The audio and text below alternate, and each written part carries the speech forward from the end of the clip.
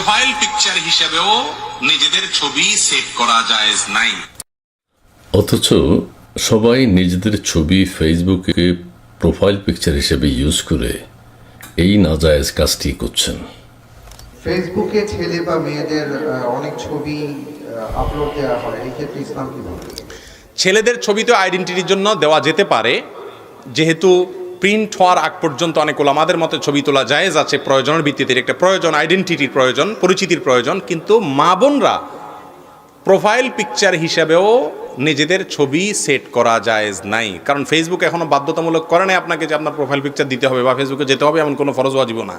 অতএব মেয়েরা যদি নিজেদের কোনো ছবি, উন্মুক্ত কোনো ছবি, সেটা মুখ খোলা হোক অথবা যেভাবেই হোক, এটা যদি ফেসবুকে আপলোড করেন প্রোফাইল পিকচার হিসাবে অথবা এমনি, আজকাল দেখা যায় যে এমনিতেই ফুর্তি পার্তার ছবি, একটু ওই হোটেলে দুজন মিলে একটু এক কাপ কফি খাইছে, ওইটাও ছবি তুলে দেয় অমুক হোটেলে খাইতেছে।